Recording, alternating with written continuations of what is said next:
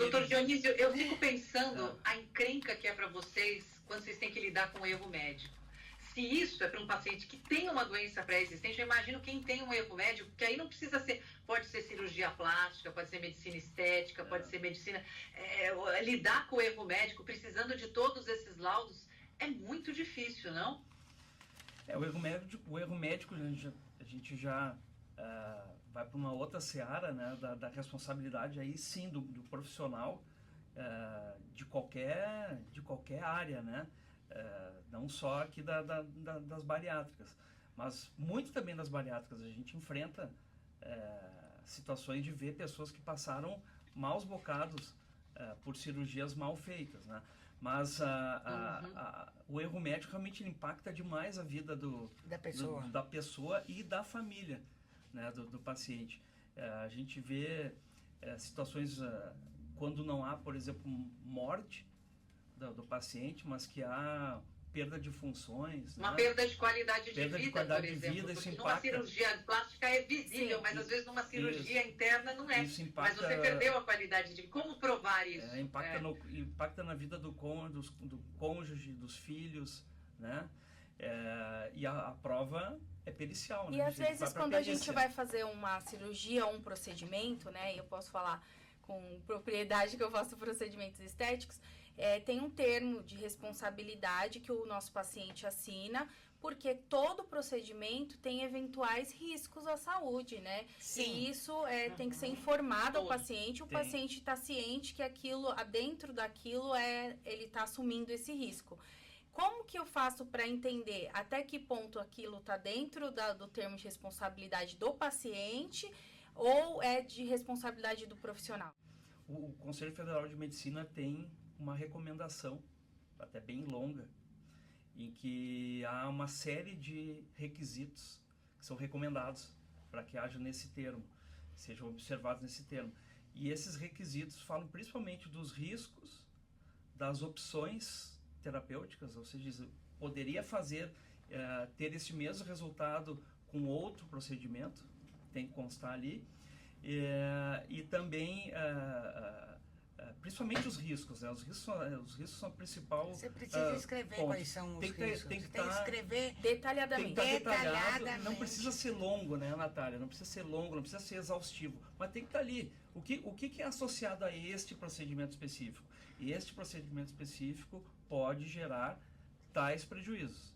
Isso tem que estar no termo. Você pode, por exemplo, tô chutando, tá, vou aplicar Botox. Eu posso ficar com a pálpebra caída por alguma reação? Posso, tem que estar no termo. E aí, eu posso ficar com a boca torta? Pode, tem que estar lá no termo. Você tem que escrever. Alergia. Pode ter uma alergia, tem que estar no termo. Sim. E você tem que tomar muito cuidado, porque hoje em dia, aqui no Brasil, também virou essa indústria de danos morais. Assim, banalizou, tá banalizado. Sim. Qualquer coisa o médico piscou. É erro médico. O médico. Erro médico. Eu quero processar os médicos, eu quero danos morais, eu quero danos estéticos. E hoje, né, doutora, a gente tem outros profissionais da área da saúde que são habilitados pelo seu conselho de classe a fazer determinados procedimentos, principalmente na área de estética, sim, que são os dentistas, os biomédicos, os farmacêuticos, e eles ficam amedrontados, aí eu vou falar para um público que eu conheço bem, de ter algo ali que nem depende deles, de errado, mesmo com o termo, porque o próprio paciente vai falar, aconteceu isso porque não é médico. E aí já quer entrar com processo dizendo que o profissional que aplicou não era médico, então tá errado, mesmo quando foi uma coisa dentro do esperado. Mas você sabia que ele não era médico e concordou. O importante é o termo de consentimento. Os médicos, eles precisam ter uma advocacia preventiva. O que o médico brasileiro hoje tem que ter em mente é que ele precisa de uma advocacia preventiva.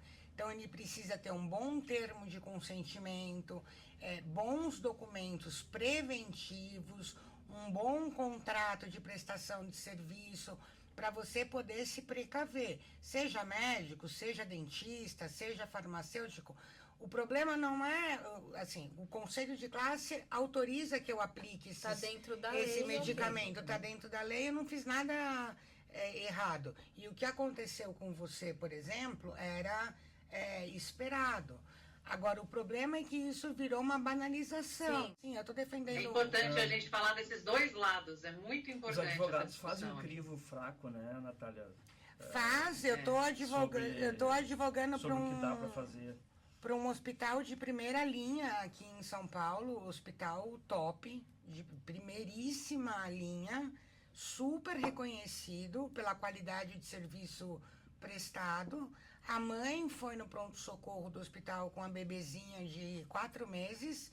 A bebezinha estava com febre e a médica prescreveu Tilenol, enfim, para baixar a febre e pediu o exame de sangue. A enfermeira foi colher o exame de sangue da menina e como ela estava com febre, as veias acabam se contraindo, ela tentou puncionar 2 vezes o bracinho da criança e não conseguiu. A mãe fez um escândalo, foi embora do hospital e está processando o hospital por erro médico.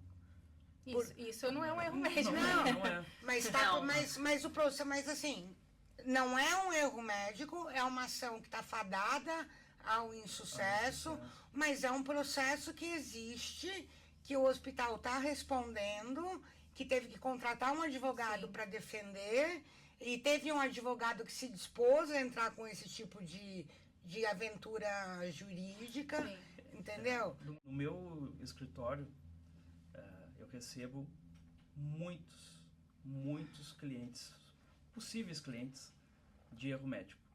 Tá? Todos os dias eu tenho consulta, todos os dias. E não chega a 10% o número que é de fato de clientes que de fato trazem um caso que configuraria um erro médico ou que seria passível de comprovação numa ação judicial.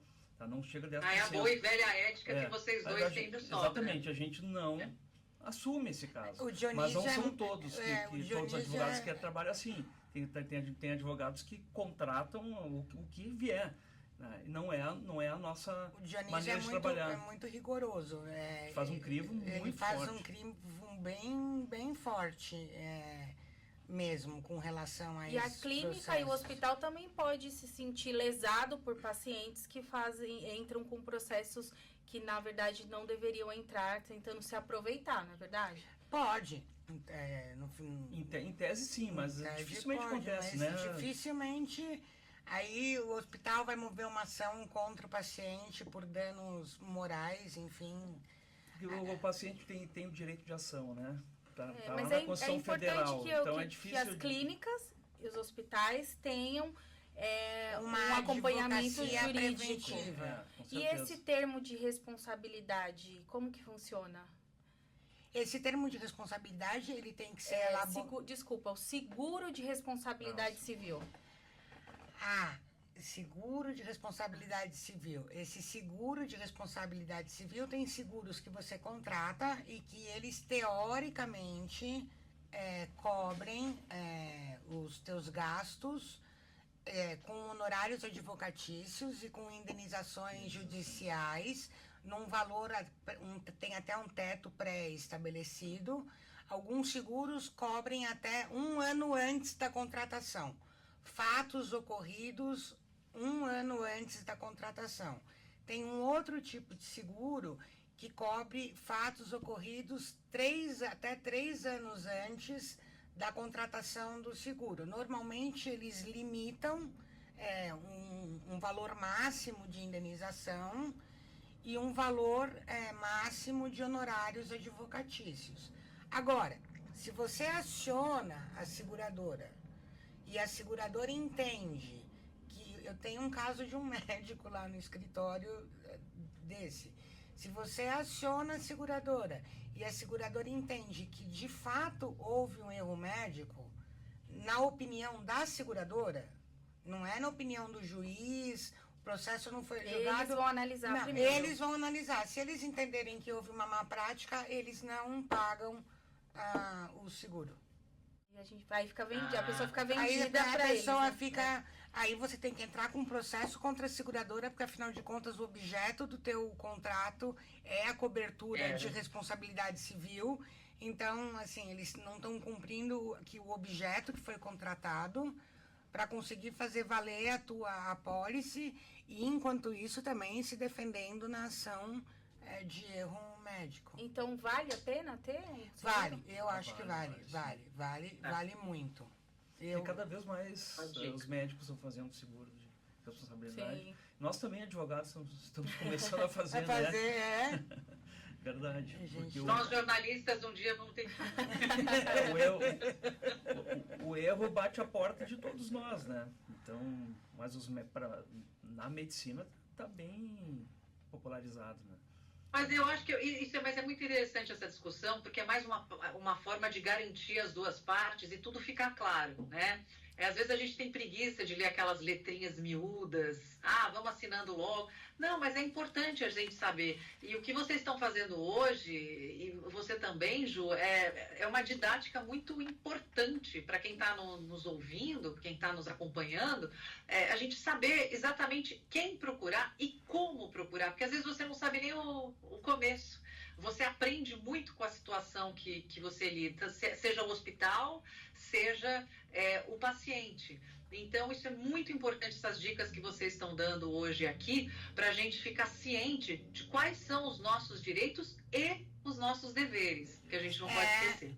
E os médicos têm que se proteger. Na minha opinião, hoje, mais do que nunca, os médicos precisam se proteger. E esse termo de consentimento informado não deixa de ser também uma forma de proteger o paciente também, contra eventuais surpresas. Exatamente, porque daí o paciente ele passa a ter a possibilidade prévia de, sabendo o que pode acontecer, de ele até desistir de fazer um procedimento. E aí é importante, o médico tem que ler junto com o paciente, eu já ouvi falarem isso, olha, você precisa ler cláusula por cláusula desse termo. A recomendação do Conselho Federal de Medicina diz que sim. E se o paciente falar, olha, aconteceu isso e eu só me deram os papéis para eu assinar, não leram comigo, não me explicaram. Dificilmente vai provar, mas se a gente estiver falando uma relação de consumo, né, aí a prova é do médico de que leu. Sim. Dificilmente o médico vai conseguir provar. Por isso que é bom você... Por isso que a gente tem que ler, assinar, gravar a consulta. Sim.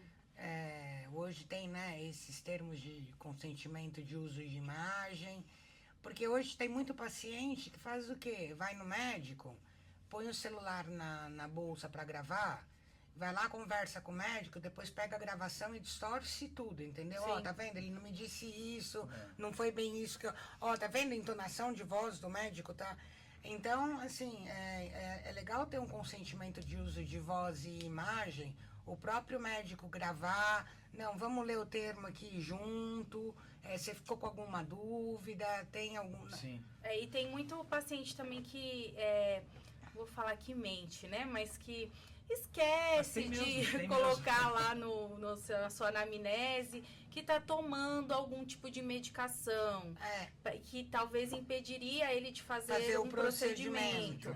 E aí, caso aconteça isso e o procedimento tenha uma intercorrência e o paciente entre com uma ação, tem como reverter isso falando, não, mas ele estava em uso de tal medicação e não nos avisou. Isso é uma prova que o médico vai ter que buscar fazer.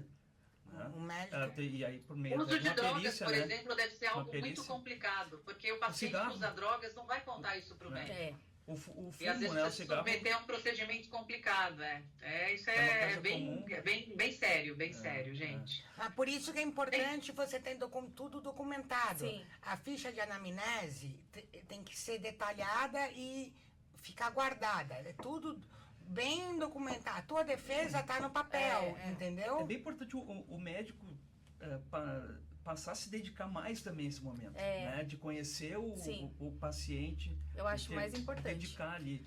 Eu tenho um caso que eu acho que é emblemático no escritório, de uma paciente de cirurgia plástica que ela recebeu o termo de consentimento do médico um chamado manual do paciente, que o manual do paciente tinha 80 e tantas folhas, em que tem descritas todas as cirurgias que aquele médico faz. A dela estava lá no meio, talvez na folha número 50, e ele considera que aquilo é uma informação suficiente. Na justiça, essa informação que ele considerou suficiente foi derrubada, porque o juiz entendeu que aquele manual era tão complicado, tão extenso, que ele não cumpria a obrigação, né, médica, a função de informar clara e adequadamente. Exatamente.